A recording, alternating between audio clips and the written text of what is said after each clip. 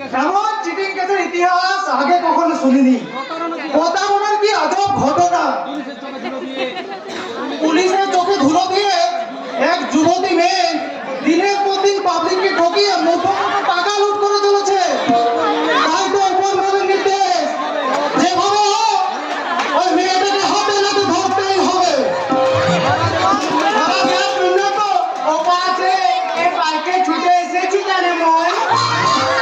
মেয়েটি আদব কায়দার তো বেশ সন্দেহজনক। একটু অভিনয় করলে আসল রূপটা বেরিয়ে পড়বে।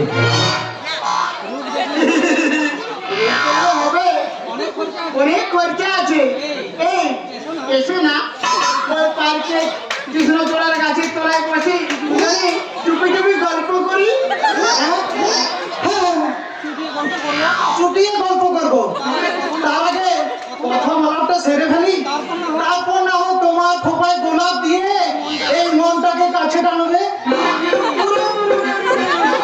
কথার কি জাদু মারি, মনটাতে নতুন, মনটা যেন হারিয়ে যায় চন্দ্রমুনার ফুলে। তা কাদের ফুলের মেয়ে গো তুমি? তোমার নামটা কি জানতে পারি? নামে কি এসে যায়? মনে করো আমি রামের চেয়েও দামি, লাইলার চেয়েও রূপসী। কেন বড় সাপ করে মা বাবা নাম রেখেছিল মন্দাকিনী, কিন্তু এই পোড়া কপালের দোষে আর লোকে সবাই আমাকে বলে নাকি কলঙ্কিনী রাধা। আর সেই কলঙ্কের হার গলায় পড়ে আমি শুধু বলি, তুমি যে আমার পূজারিনী। তাহলে দূরে কেন, কাছে এসে হাতে হাত চোখে চোখ রেখে বলো শপথে মন কাড়া সুরে প্রিয়তমা। চিরদিনই তুমি যে আমার, যুগে যুগে আমি তোমারি। চিরদিনই তুমি যে আমার, যুগে যুগে আমি তোমারি।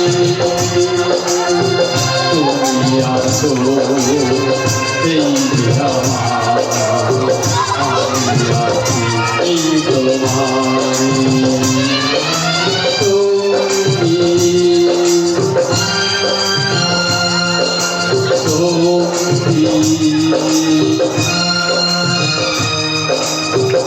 আমরা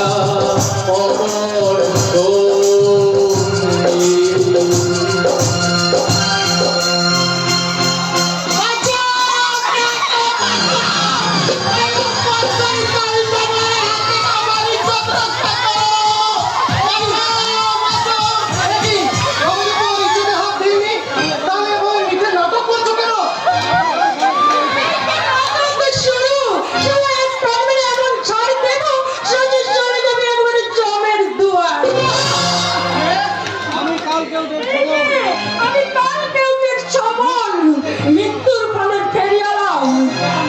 ওই ছোট এখানে নরকের খেয়ে আছে, তার নাম্বার 1 মাফিক মিস্টার সিনভাই।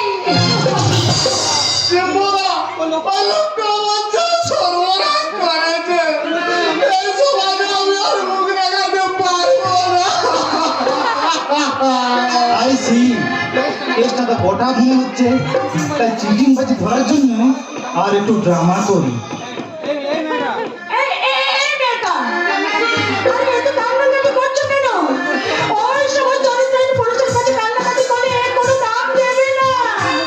না না জীবন, আমি ভালোবাসার নাটক করেছিলে।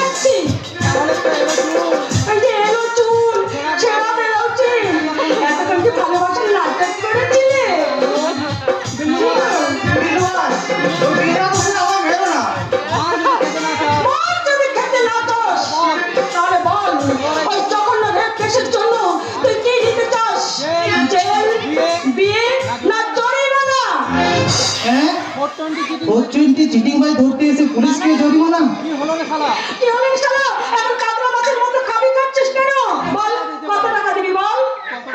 কত টাকা লাগবে? টাকার অঙ্কে কলঙ্কের দাগ মোছা যায় না, কিন্তু আমরা যে করি, তাই আমার মতন হতভাগিনীর ইজ্জতের দাম মাত্র 1000 টাকা। আর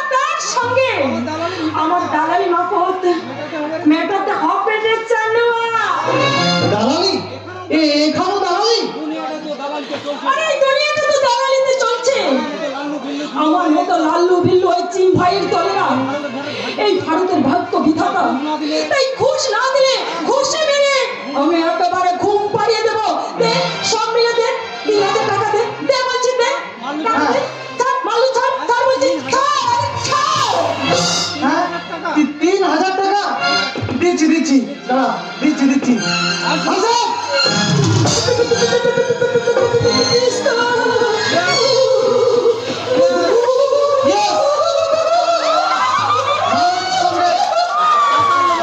মানুষের সঙ্গে যারা চিটিংবাজি করে বেড়ায় তাদের কপালে পুলিশ পিস্তলে ঠেকায়। মিস মন্দাকিনী, মিস্টার জিম্বো ভাই কোম্পানি।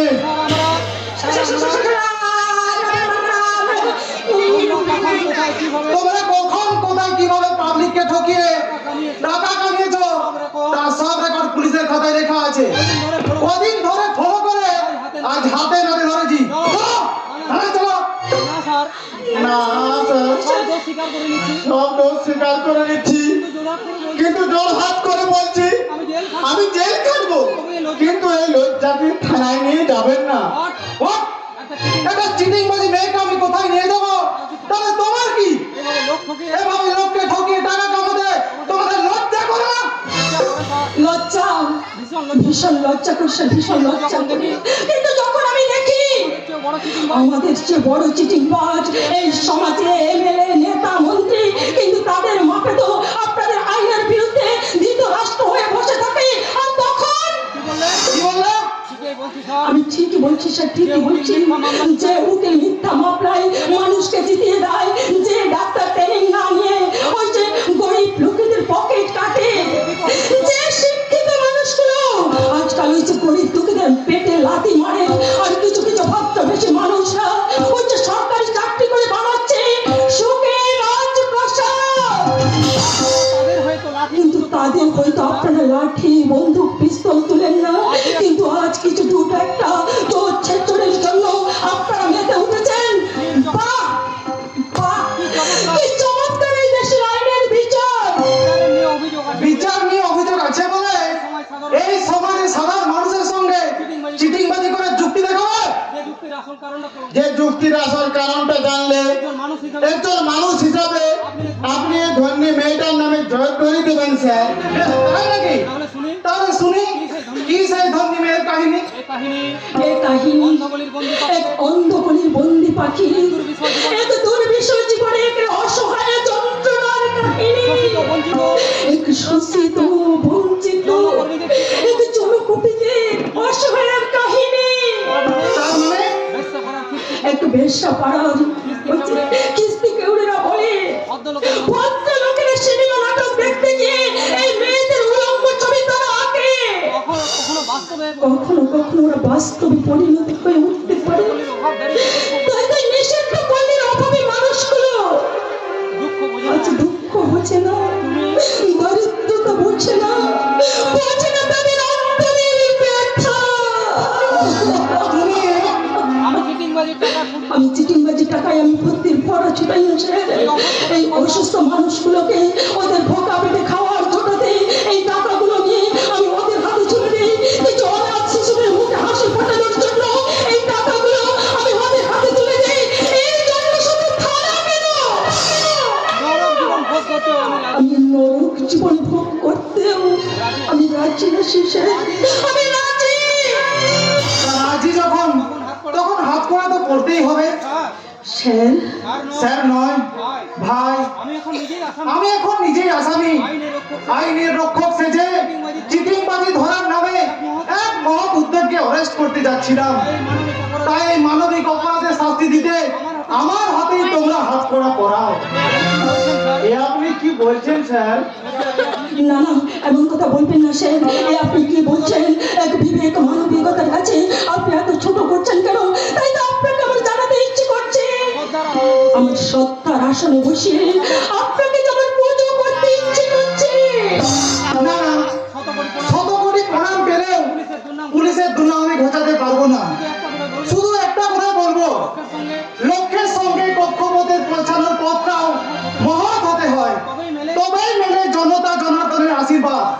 আর সেই আশায় তোমাদের আমি জানিয়ে গেলাম আমার অন্তরের অভিনন্দন। চলি উঠবা। আরে ভাই বাহ, পুলিশের মধ্যে এমন দিল দরিয়া মানুষ আছে তা আমার জানা ছিল না রে রাজু। কি বললি কলঙ্ক? কি বললি কলঙ্ক? এই লাগি এই রাজু, আপন মনে কি ভাবছি এ আপন মনে কি আছো ভাবছি? আমি ভাবছি আমাদের লক্ষ্যটা মহৎ। আমাদের লক্ষ্যটা মহৎ, কিন্তু ওই পথটা যে অসত্য তাই মানে কলঙ্ক, তাই না? বেঁচে থাকতে কিন্তু সৎ পথে বেঁচে থাকলে ধূপের মতো ক্ষয়ে ক্ষয়ে ছাই হতে হবে রে। জাগা ওসব কথা, অনেক ঝড় বয়ে গেল, এবার ঘরে ফেরার পালা।